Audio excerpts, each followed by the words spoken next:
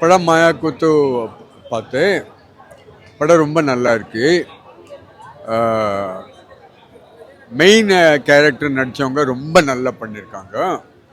ஆனால் படம் ஃபுல்லாக ஒரு ட்ரங்கர்ட் கேரக்டரு.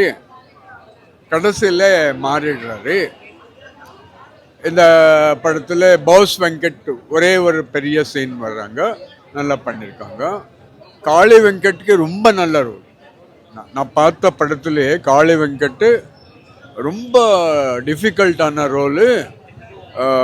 அந்த மாதிரி எல்லாம் காளி வெங்கட் அவ்வளோ எமோஷ்னலாக அவ்வளோ அக்ரெசிவாக ஒரு ரோல் நான் பார்த்ததே கிடையாது.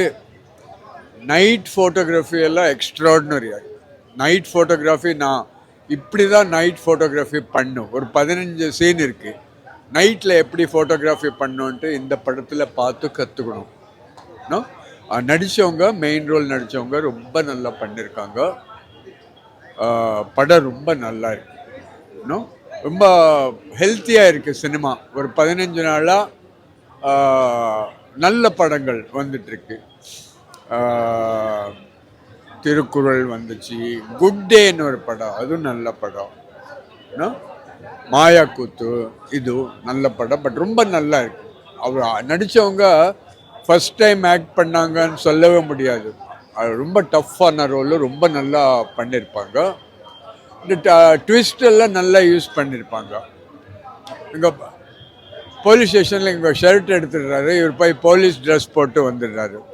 போலீஸ் ட்ரெஸ் போட்டுட்டு வந்து அது ஒர்க் அவுட் ஆகிடும். காளி வெங்கட்கிட்ட வேறவர்கிட்ட எல்லாம் ஒர்க் அவுட் ஆகிடும். ரொம்ப நல்ல படம், டெக்னிக்கலி சூப்பர் படம்.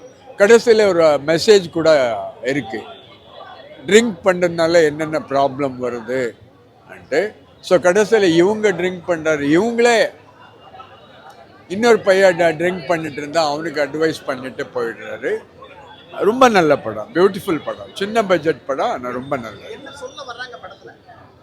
படத்தில் ஒன்றும் சொல்ல தேவையில்லை சார். படத்தில் ஒன்றும் படத்தில் ஒரு ஆடியன்ஸை 2.5 hours உட்கார வைக்கணும். அது என்ன சொல்லணும்னு தேவையில்லை. பயங்கரமான ட்ரங்கர்டு, அவன் சுச்சுவேஷன்னு, அது எப்படி கொண்டு வராரு, எப்படி டைரக்ஷன் இருக்குது, எப்படி ஃபோட்டோகிராஃபி இருக்குது, எப்படி ஸ்க்ரீன் பிளே கொண்டு போகிறாரு. அந்த குட் ஃபிலிம். ஐ மீன் ரொம்ப சீரியஸான படம், ரொம்ப நல்லா எடுத்திருக்காரு.